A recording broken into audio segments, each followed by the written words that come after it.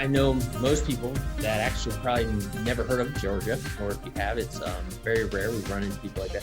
We've actually been in the States where we preached messages, showed a video of Georgia, tell them about it, where it's next to Russia, and we get done with church, and we've actually had people ask or come up to us after church and say, we have family in Georgia. We're like, really, where at? Right outside Atlanta. And it just goes to show you that people don't realize that Georgia is actually a country. It's not just the state of Georgia. We're actually very strategically located. We're right between Russia and the Middle East. We're between Europe and Asia.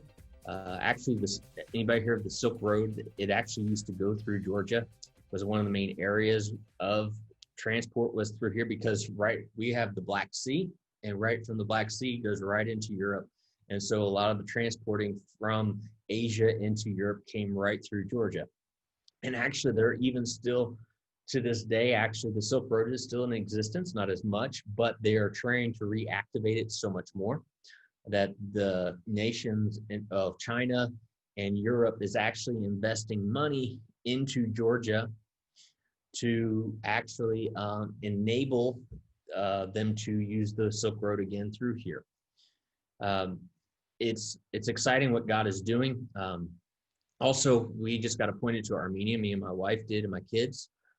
I don't know if you've seen about Armenia lately, but Armenia actually has been at war with Azerbaijan. Welcome. And so it's an interesting place. Anybody hear of Mount Ararat? A kind of famous place where Noah landed, not Moses, but Noah landed. That is actually, it used to be part of Armenia. Now it's part of Turkey, but the foothills of Ararat actually are in Armenia.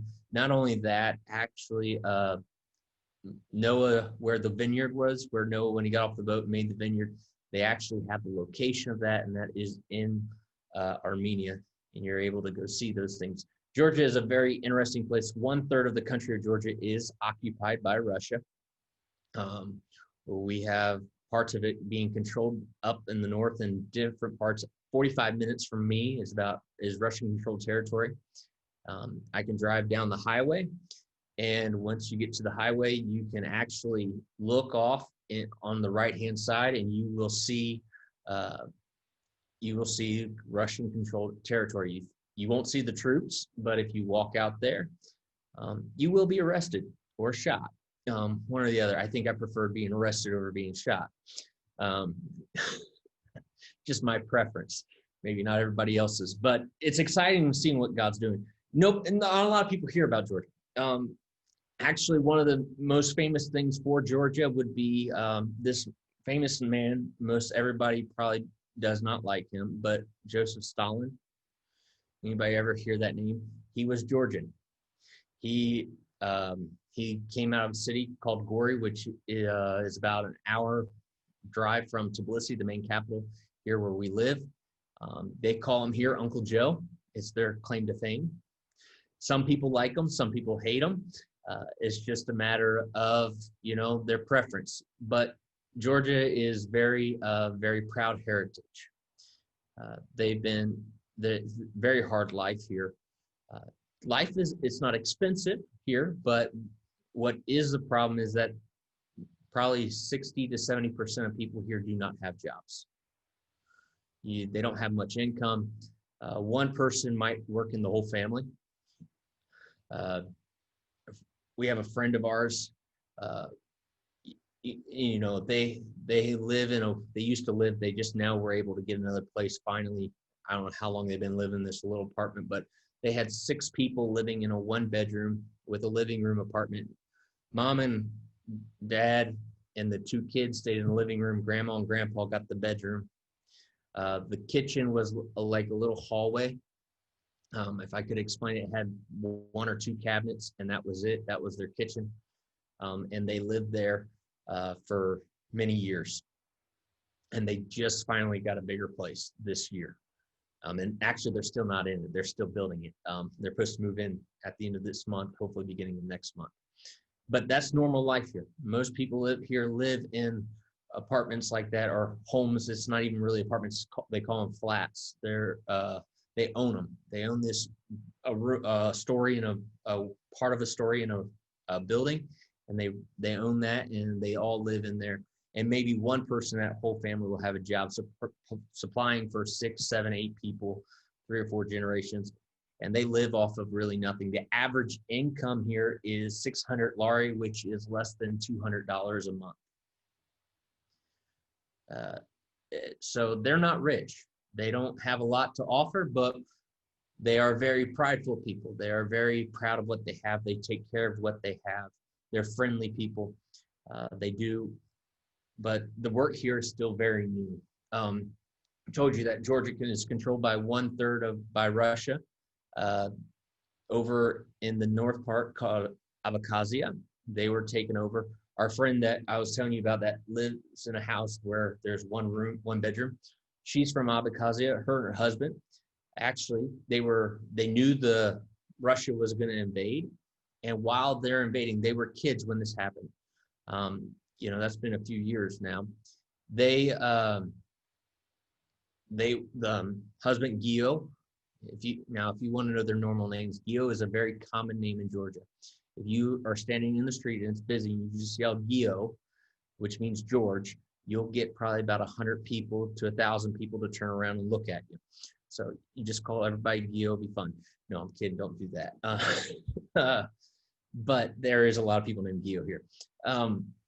Him and his sister were trying to board up, while the invasion was happening, they were trying to board a boat to get out because it was on the Black Sea. And their mom, who had a heart condition, they jumped from the pier onto the boat and grabbed a hold of the netting on the side. But their mom, because of her heart condition, could not get on there. So they let go and got back to shore.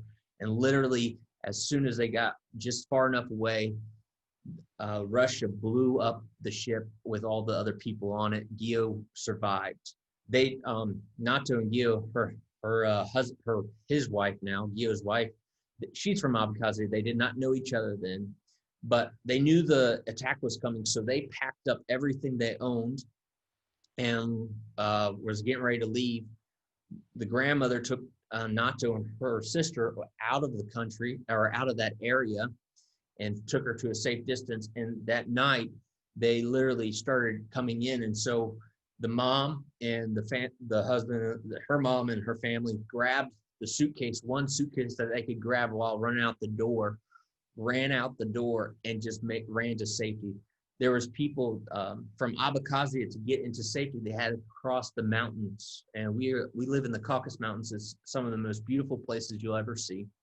But I will tell you, they didn't have time to grab their clothes. They didn't have time to grab anything. There was literally people that froze to death from crossing from Abkhazia trying to get to safety there. The road, they said, even to this day, is realistically paved with the bodies from Abkhazia, because there's that many people that died on the process of getting out. This is not 100 years ago or so. This is not that long ago. I mean, they're my age, okay? These people are my age, a little bit older, not much. And I'm only 33 years old, all right? These people, this is their life that's been through. They went through Soviet Union, communism. They lived that hard life. They understand all that. But God is moving. God is opening doors here, and we need a team of people. We really do. There is a need for people to come and help us to reach this nation and Armenia. I mean, you hear about the news in Armenia right now, and I know it's not very widely covered because of the elections and everything else going on, but I don't know if this will work. I have a video, and I don't think it will show that well on here, but if I could show it, this is just the other day. It's a video of actually a video. I don't know if you guys will be able to see this that clearly or not, but literally these are bombs, missiles being fired from one border to the other border between Azerbaijan and Armenia. Hundreds and thousands of missiles just being fired one side to the next. This is just a few days ago. This is happening. So this is just happening now. This is happening, not far away. This is right there. And actually, the people that are recording this is actually people in Iran standing on the border, recording the missiles being fired back and forth between the two nations. We're living in the end times. We have one apostolic church right now, officially part of the United Pentecostal Church here in Georgia. We are currently working with two churches up in, one in Batumi, one in Kobaleti. The one in Kobaleti, in the last few years, we have, I guess it's been now, I want to say 2 years, I've been working with them in Kobaleti. In the last 2 years, we have baptized between 30 to 50 people in that church. We have seen about 30 people receive the Holy Ghost. We have seen people healed. The pastor's wife, she came to church. The church is in their home, all right? They have, their home is really small. They crammed 70 people into one little room. And this room, they've crammed everybody in there. The wife is sitting there. She cannot walk because of some medical condition. And we walked in and we lay hands on her, and she was able to get up and walk across the room. Not only that, one of my first times there, she has a lot of medical issues. She has a lot of medical issues, but they have needs. I remember the first time that I prayed for healing, basically everybody in the room lined up, and they all wanted to be prayed for because they all had some type of need. And God started healing. The pastor's wife, she couldn't speak. She was not able to speak at all. And I have an interpreter working with me up there. And I went and I just prayed. And whenever I looked at her, said, can you speak? And her reply was, yes, I can speak. She didn't have to go through an interpreter. She just went and spoke right out saying, I can speak. You got to understand, these people don't have a sanctuary like we have. Actually, that first service was actually outside of the pastor's home in his garage or his carport, if I could say it that way. In the middle of summer, we're sitting out in the carport, no air conditioning, no sound system, no nothing, and we're having service. This is what church is. This is what is happening here. We have a church in Rustavi, which is about 45 minutes away, and Batumi and Kobaleti, that is about a 5-hour drive there, 4-hour drive back. And the reason why that is because our highway here is not finished. There's some areas that you can drive the highway only going one direction, which saves a lot of time. But going there, it takes a lot longer. Hopefully next year they'll have the highway done and I'll be able to do the 5-hour drive in 3 hours. You don't understand. Highways make a difference. And they don't drive like we do. You ever see videos of crazy driving? It's probably Georgia. I have pictures, and I wish I could show them everybody the pictures, but I have videos and pictures of literally 2 lanes turning into 5 lanes, heading one way. And if people don't like that, then they just get around and go on the other side of the road and pass everybody and just flash their lights at you while you're coming the right way, expecting you to get out of the way. That's normal driving here. It's nothing. Then in Rustavi, which is 45 minutes, the opposite way it's actually east of Tbilisi. We'll have the city of Rustavi there. I go there. I try to go there once a month. Because of COVID, we cannot go there right now. There is a bishop there who oversees 7 churches. Last year, we had Brother Hal come and speak at our conference that we have every year in November. He came and spoke, and the bishop came, and he brought some of his leaders, and he loved them. He loved it. Actually, before that, I went and preached there or ministered there. He loved what Brother House spoke. It was in line with where God was directing him for going for the church there. He actually this year was supposed to come with me to the thing in November, Global Council. He was going to come with us there. He is actually connected. He's the bishop over 7 churches in Tbilisi. And from him, he wants to join our organization. We're working on that, getting him to come and join us because there's some things that are going on. But we need people.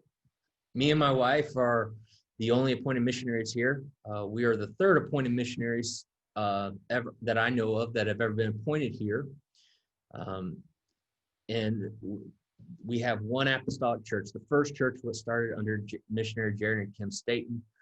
I came here and worked with him in 2012. That's when we started the church. The missionaries before that, they came. I don't even know if they got to come for long. I know he had a heart attack and he died. So I don't think I'm not even sure if he got to come or not officially. I don't remember all the details on that, but this is still a new work. This is somewhere that it's the grassroots. If you come here, you're going to come in and you're going to be teaching Bible studies. You're going to be starting churches. That's what we need. We need people to come in and just get in and teach. We've in the last 8 years now, we've seen over 600 people filled with the Holy Ghost and baptized in Jesus' name. God is moving. Not only that, it's not just here. It's not just Georgians. We have our church in Tbilisi is international. We have people that have come here and have gone back home, and some have started churches. Some are ministering. We had one young man that just left. He was so excited. He actually graduated in May, was supposed to leave in June, but because of COVID, he did not leave. He was supposed to leave again. I think 2 days before he was supposed to leave, his chartered flight got canceled, and he was very upset. And they think I just have, they're afraid when I start praying because, they think if I say the plane's not, you're not going to fly out, that's it. It's game over. They're not flying out. That's cool to have sometimes, but scary at other times. But he actually was exciting because he brought his sister to church here a couple months ago, and she's been wanting the Holy Ghost. The last Sunday he was here, she actually received the gift of the Holy Ghost in church, and he's like, that is why I was able to stay. That is what God kept me here for. And literally after that, he left 4 days later on a charter flight. But now he's gone home to his parents, and now he's teaching his parents about baptism in Jesus' name and infilling of the Holy Ghost. We are reaching people worldwide from here because this is the crossroads. Everybody comes here. Some of them get tricked here. We have people from Africa. We have people from Iran, Iraq, Afghanistan, Turkey. We have people from all over the world in this country that nobody ever hears of because everybody thinks of Atlanta, Georgia. And we're not in Atlanta. We're in Tbilisi. Actually, you think that's crazy. We've actually had students come here, fly in, and they get off the plane, they get in the city, and they find out we speak English, so they speak to us, and they say, how do I get to Atlanta from here? And we'll tell them, dude, you're in the wrong Georgia. You need to get on a plane and fly to America. No, you don't understand. I'm in Georgia. I need to get, you need to get on, you need to tell me, bro, you're in the wrong Georgia. And I'm not kidding. This has happened numerous times. People trick people into coming thinking this is Atlanta, Georgia, and it's not. This is Tbilisi, Georgia. They have their own language, and it's an interesting language. It's one of the oldest languages that's out there. It's amazing what God is doing here. Is there any questions on all this? Anybody? Nope. Okay. Yes, there is an email. I will put that in the chat. Hold on. You do not need to speak the language to come here. Actually, if you come here, I will be honest with you, we'll probably not be able to study this language anywhere else in the world besides here. And if you do, it'll be very rare. Yes, Russian is a shared language. Because we are missionaries now to Armenia and Azerbaijan, I'm actually studying Russian. Russian will get you by, but they would prefer you to speak the Georgian language here. It's a very hard language. It's not an easy language to learn. They have like 4 different K sounds, and I cannot make them all. And you think there's not a difference, but evidently there is a difference. Uh, yes, I speak some Russian. Yes, they do have English teaching availabilities here. I will tell you, it's not going to pay much. You're most likely are not going to get a lot of money from being taught, from teaching English. Depends on if you do it privately or at schools. If you do it privately, you can charge more. But if you do it in schools, we have for instance, if you go to a school and our daughter went to a private kindergarten here when she was a little younger. They call it kindergarten. It's really a daycare, I guess, if you call it that. Her teacher, and she's our friend, good friend of ours. She has 7 degrees, and she got 600 lari a month. And she was watching 30 kids in daycare, and they were doing all kinds of stuff. So you're not going to be able to do it through a school. You're going to be able to do it privately. That's how you'll make your more support. How you're going to make support if you come here, can you self-support here? Probably not, unless you do something online or you get a lot of students to teach you. There are some places that actually ask for teaching, but it's not expensive to live here. I mean, for a single person, if you have your own place, apartments here can go for, if it's a single bedroom place, you can get a place here for $200-300 a month. Utilities are not expensive. It is very cheap here. Your biggest expense is going to be your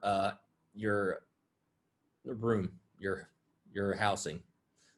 I mean, utilities, you probably won't even spend. I can tell you right now, I wish my bills in America lined up with what I have here at times. My internet for my phone, unlimited data is $2 a month. Or no, sorry, $2 a week, unlimited. I wish mine was like that in America. It's not. My cell phone for unlimited talk and text is, let's see, I'm trying to do the math so I don't tell you in lari. That's the currency that we use here, is about $7 a month for me. For the fastest internet I can get is about $20 a month. And that's the fastest I think you can get out here. It's very cheap here. Your food is going to be your other thing that's be a little bit more expensive. But other than that, I mean, our exchange rate is 3-to-1. I mean, we feed 4 people, and we live off of, we spend about $100 a week on 4 of us to eat every week. So it's not expensive. It's actually very cheap. I remember when in 2015, we had about 30 people go to Wendy's and we spent $100 for 30 people. So it's not an expensive place, but it's not very well known. We just need people, because God is opening up doors, not just here in Georgia, but in Armenia, to minister to people all over. I can't go to them all. I'm pastoring the church here in Tbilisi because we have nobody else to pastor right now. And it's hard to pastor at church and try to preach at 3 or 4 other churches in a month. It almost makes it impossible to do that. But I balance it out where I leave twice a month while pastoring, and I go minister, and I rotate the churches I go to every other month, because that's how it works. We have, our church is very, it's growing, but at the same time, because they're all college students that we mostly are winning right now, they by the time they are ready to do something, they're leaving. How do I travel? I travel I have a SFC vehicle, but they have Mashukas. Those are fun. In the city, they're more fun than they are on the highway. Mashukas are basically vans, and in the cities, you pile in until people are hanging out the windows. And I'm not kidding. And they only have one window, that's by the driver. So literally, that's how full they are. Then when you're outside the city, you drive by Mashuka, but you have to be sitting down, so they don't let certain people in there. It's very cheap to travel that way. It's not expensive. You can get from Batumi to Tbilisi for about, I think, if I remember right, it's about 30 lari. It's been a while since I've done it that way. But then also the train, when that's opened up, if you want to ride first class, and I'm sorry, so it's 3-to-1. So I forget to exchange everything. You're looking at basically 10 or $20 to go by train in first class, which is really nice. Way to go. It's not very expensive to go. You can get Airbnbs here. Like when we travel to Batumi or something like that, usually we do an Airbnb, because I can get Airbnb for $10 a night. And it's usually a very nice Airbnb. And it's right on the Black Sea. It's a very beautiful place. It's a different place of that, we're probably one of the most hidden wonders of the world. When you get off here, Google Martvilian Canyon, all right, in Georgia. And it's one of the most beautiful places that you could ever go to. Martvili Canyon, there we go. Let me see if I can highlight this for you. And just look at the pictures that they have here that will show you what it looks like. It's one of the most hidden wonders. We have the deepest cave in the world here in Georgia, that if anybody likes to go cave diving or something like that, you can go here, but please do not while you're on AIM, because I'm not coming in after you. I think it takes 3 to 5 days to get to the bottom.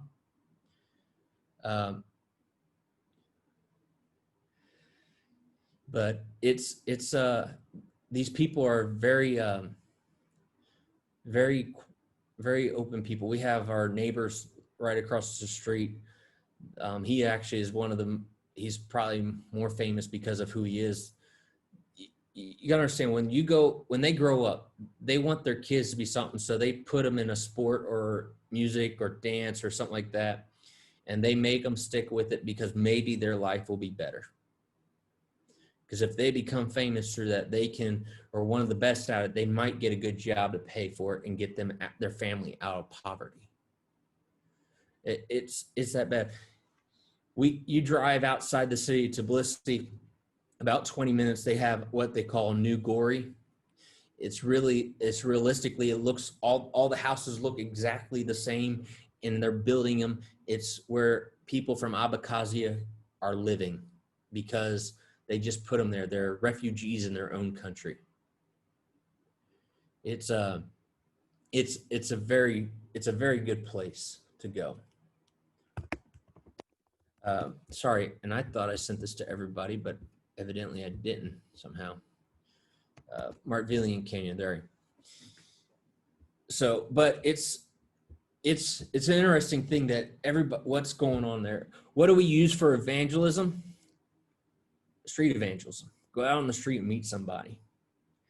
I don't make evangelism complicated. Here, you have the Orthodox Church here. You can realistically get.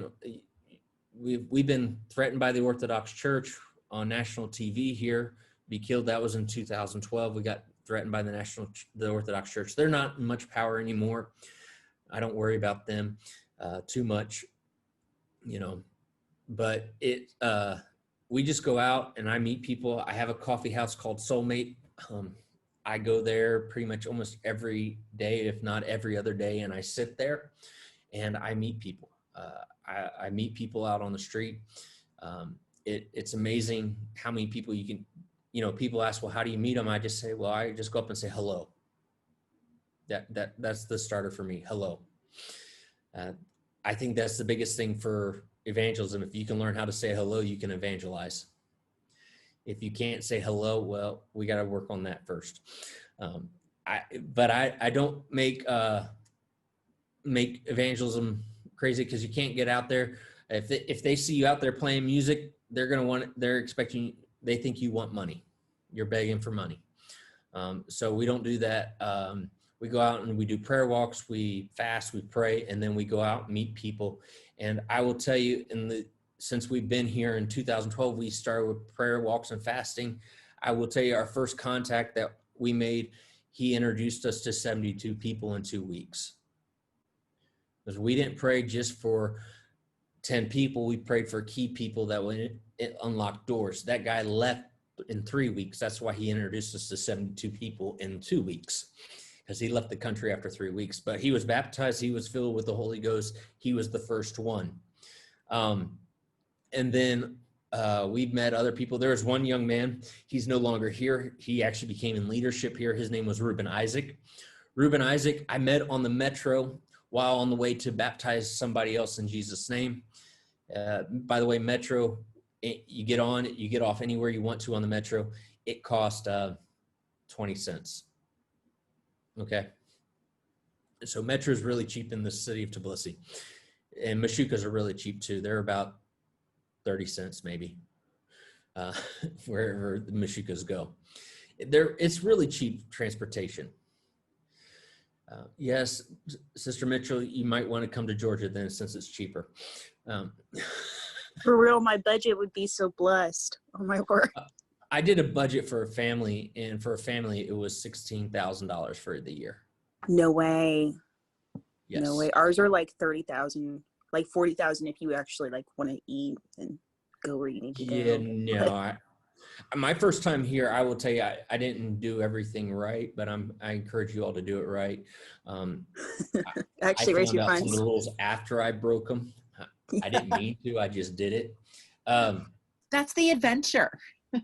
Yes, but I did it really backwards.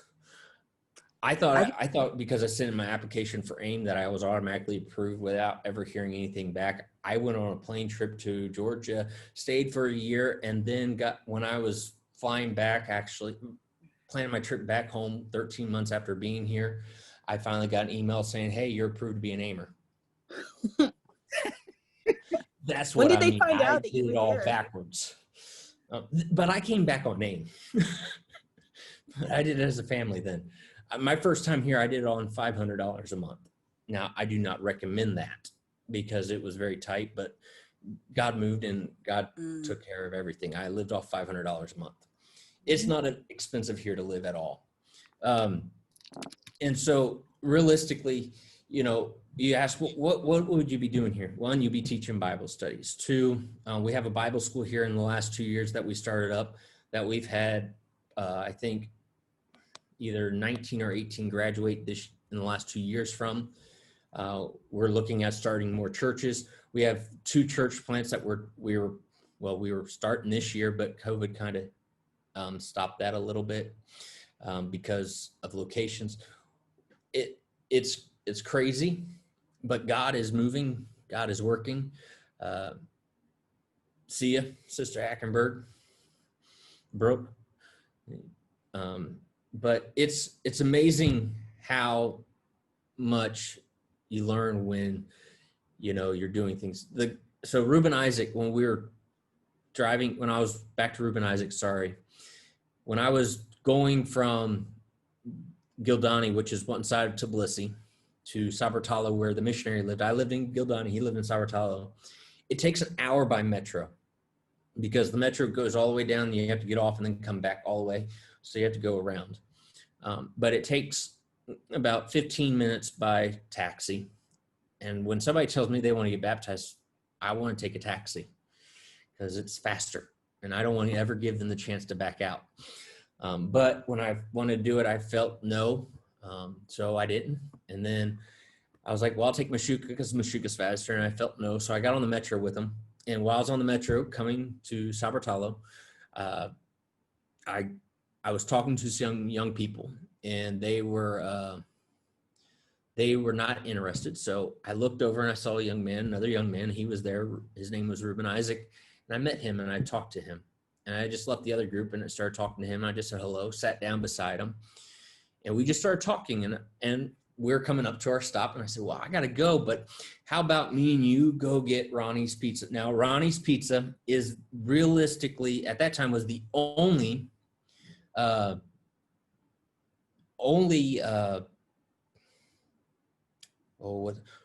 American pizza we had. Okay.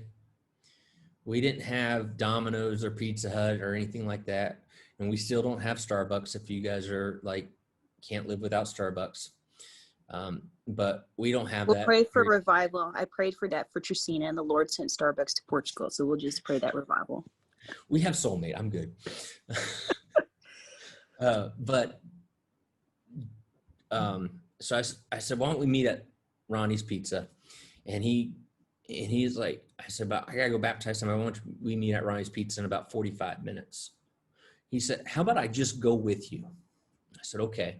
I said, great, come with us. Well, we baptized the guy left. And about 3 hours later, after teaching him a Bible study, me and him finally went and got pizza. What I found out years later was he was starving. He was from India. His family was not very well off. And so he had no money. And this wasn't the only time this had ever happened.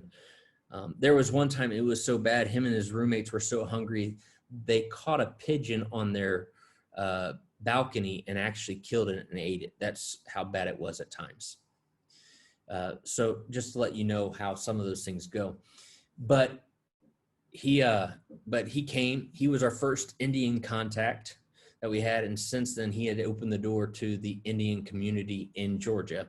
And there's thousands upon thousands of Indians now living here or going to school here. Most of them actually, we have a lot of our churches from India now because of this one young man. But you don't know who it is until you say hello or you look for that person. He unlocked many of doors because of just talking to somebody. So evangelism really is just getting out there and meeting people. Yes, you're going to meet some people that want nothing to do with you. You're going to meet people, for instance, Jehovah's Witnesses, probably the second largest religion here, which is surprising. But it is because they paid their people here. They don't take the money from them. They pay them to be Jehovah's Witness. And we found that out because we had someone that one guy looked at us and said, I would be baptized. I would come to your church. Except if I do that, I lose my income, so I cannot. And he said, my income I need to pay for my family to be fed. Sad. But we actually got blacklisted by the Jehovah's Witness because we had many other people convinced that they need to be baptized in Jesus' name and receive the Holy Ghost. And they went back to their leaders, and their leaders finally said, no more talking to us. And we found that out because when they were like, well, when I was asking the person, when do you want to get baptized? She said, I'm no longer allowed to talk to you. I said, what? So our leader said, we can't talk to you. Why? Well, because you're teaching false doctrine. I said, we used your Bible to show you. Yes, but I said, okay. And then when we were on the streets, other ones, oh, you're this, okay, bye. And they would walk away from us or stop talking to us. They could not argue with what we were teaching. God is moving. God has open doors here. We just need a team of people that will enable the gospel to go forward. And so if you are interested, first I ask you to pray. I ask you to talk to your pastor, and then contact us if your pastor agrees that you can go forward with this. Is there any other questions?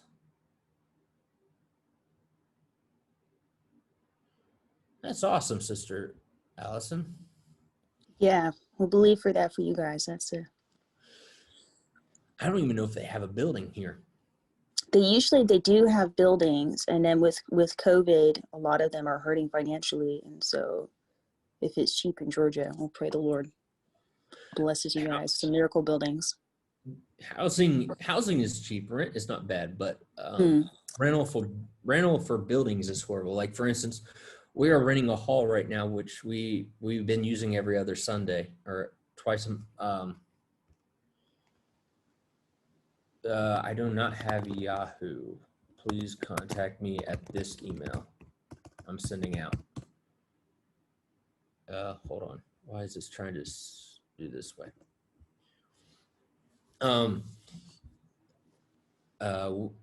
We were renting a building. A rent would cost us for a little room would cost us about $700 to $1,000 a month. All right. Wow. Wow. And we could seat about 40 people. These are Wow. commercial buildings. Commercial buildings here are outrageous, especially if you're a foreigner. Now, we found a hall that we use for our conferences that they're willing to rent us out for every Sunday, about $180 a Sunday. Wow. So, and it seats 400 people. So we're better off right now renting this hall on Sundays only and having a room that can seat 400 in the long run. And when we start renting it out every week, they will actually lessen the price for us. I don't know how much, but they said they'd give us a deal when we start renting it out every Sunday. That's awesome. It can seat 400 people. So we're doing that in the meantime. And then we rent a little room actually down there that we have a key to, and it's for our storage. And that one's actually $150 a month. So it could actually be used for Sunday school if we wanted to on Sundays, because it's the floor below where the hall is. And we don't have to worry about noise. The music can be loud. Whereas in a building, if it's not a standalone building, you have to actually worry about noise and neighbors complaining and everything else. Oh, wow. So we're better off using the hall that we have. And hopefully after our next deputation, we'll have enough funds to raise to buy our first building there or here in Georgia. Amen. I wish I could drive you all around the city and let you see the driving, but it's nighttime here and I ain't driving. So do they have street lights there, or is there nothing? They do in some places and some places no. I mean, you can go down the highway and have no lights at all, and it's very dark. And then you have some places that they have a lot of lights. Yeah, that's bad. Like, I feel like in the UK, it depends really from village. If you're in the village, there's nothing, or there's like 1 or 2 street lights. And then if you're in the city, it's daylight. And it depends on what type of life you like to live. You know, if we have markets here, the open markets, I don't know what it's like in Europe, but in the open markets here, you can go get, me and my wife can during the summer, we can tomatoes, because a can of tomatoes at the store is about $1 or $2 per can, which may not be expensive in America, but here that can be very expensive. When and we need about 2 to 3 jars for like spaghetti or something, because you have to make it from scratch here. We can our own jars for about 30 cents. I bought 60 pounds of tomatoes or something like that for 20 to 30 bucks. Wow. So it's very, very cheap. They sell them a lari when it's right season. You can get them for a lari a kilo, which is 30 cents about 30 cents for 2 pounds. Wow. Yeah. So needless to say, our underneath our bed is actually all like 150 jars worth of tomatoes. Yes. And so we do that, and you can do it with anything. Now, I will tell you, they are heavy drinkers here. They love to drink. They Georgian wine. They will ask you wherever you go, do you want to drink? It's crazy that they're like that, but they are. So it's amazing. Any other questions?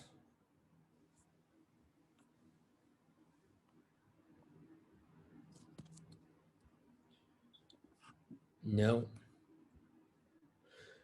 I appreciate it. I hope I answered everybody's questions and helped everybody, if there was any.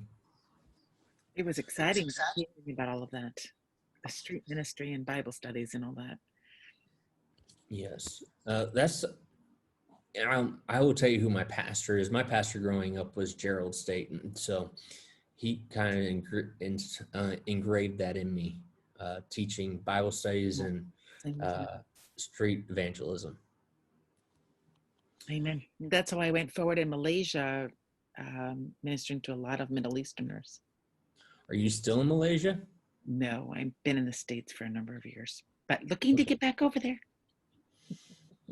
He's a good one. Over to the Middle East with all those I was with. You forgot to apply for AIM too? I figured you'd be doing everything right. No, I went Mm-mm. fell to Korea, and then from Korea, God led me to the Clements in Sabah, and from Sabah, God told me Kuala Lumpur, and it just sort of happened. But I was in touch with them because I was in the church and yeah, ministry and stuff.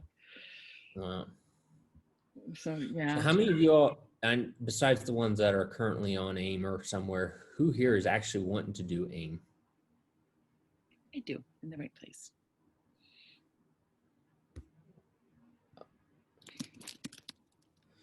Uh,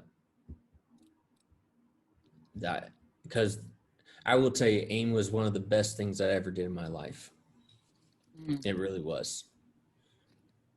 It changed my life. Actually, I met my wife here in Georgia on AIM, which I don't know if that's breaking the rules or not. Your first year, you're supposed to meet somebody or not, but I did. We waited till she left the country till we started officially dating, and we didn't date. We just got engaged. I don't know how it happened. I'm being serious. So we met, and 3 weeks later, she left the country. I came in. She came in just for conference. Yes, she is awesome. But she came in for a conference. We knew we liked each other, but we couldn't say anything. So I was not allowed to tell her I liked her while she was here because that was the rules. And so as soon as she left, I sent an email making sure she got home okay and she was good to go. 3 days later, I just told her, I said, look, I'm not in this for dating. I'm in this for marriage. And that was evidently the proposal.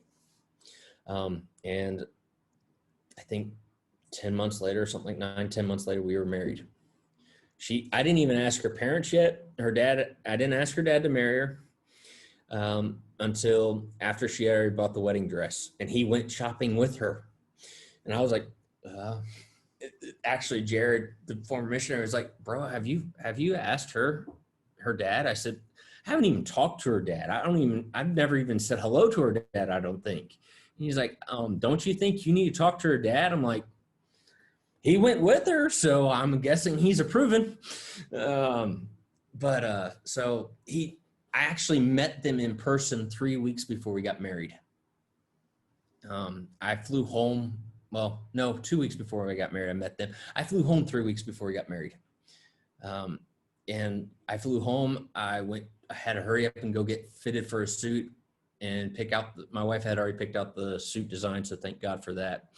But I went home, got fitted, drove up there for 1 weekend, said hello, drove back down, was with my family, and then drove back up to get married. And then we were there for about a year and a half, or a little over a year and a half, almost 2 years before we got to come back with our not even 2-month-old daughter.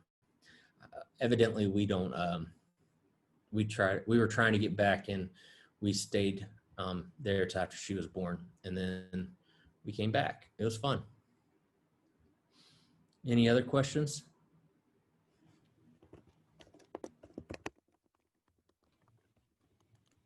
I'm trying to distinguish between like aim and then like career missionary. Like, I don't quite wrap my head around the difference between the two. Well, I will tell you,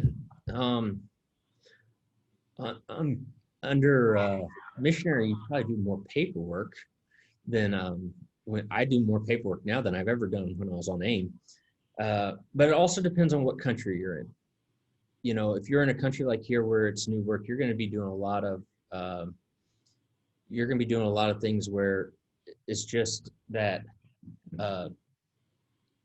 Bible says you're not going to have all that paperwork or the administrative stuff that maybe you would have where you go to a more nationalized country or more and a country that has more work or more stuff already established. Here, that's one thing.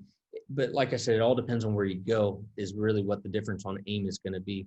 But the biggest thing I think with AIM, and one of the biggest differences on AIM and missionary status would be the funding. AIM is probably a little bit harder to get funding than it would be to get it as a missionary, because missionaries, they give us a deputation slot and churches take you on. Whereas AIM, they don't give you deputation slots And there is a right way to go about getting services, and there is a wrong way. And I've done both under AIM. And like I said, I found out some of the things the hard way. Please don't learn like me. Just contact Brother Poitras and ask him, please tell me how to do it right. He's a good guy. I love Brother Poitras. But realistically, your funding is gonna be a little bit different. But there's things that like, the car. You're not gonna have a vehicle maybe on AIM. You're most likely not gonna have a vehicle on AIM. But that's not a hard thing. Also, you're gonna have there's gonna be a lot of different things that happen, but you also have the ability, maybe one of the biggest things I think is different is that you have the ability to go home, where as a missionary, you still have that ability, but it's a little bit different.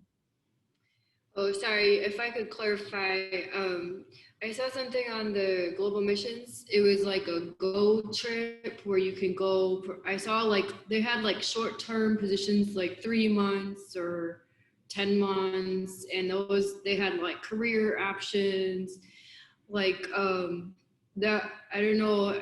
I forgot what they were like. How do they call go? I don't know the language very well, like the lingo, but it's like called go.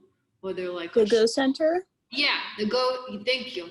Sorry Yeah. about that. Yeah, that I apologize. I didn't use the right language, but I didn't know like the That's difference all right. between the Go Center and then the AIM. Like, The Go Center is like a gateway basically. Within that, there's a database, and you can look at the opportunities that are available and then kind of match that up with your skill set. So for instance, if you have people that are looking for an aimer that's really administrative, you wouldn't want to send somebody that's like super musical or artistic unless they also really enjoy administrative work there. So that's more to kind of make you aware of what opportunities are available. And then when you go from there, you can look at kind of see when you fill out your application, I believe you supply 3 fields that you would be interested in going to.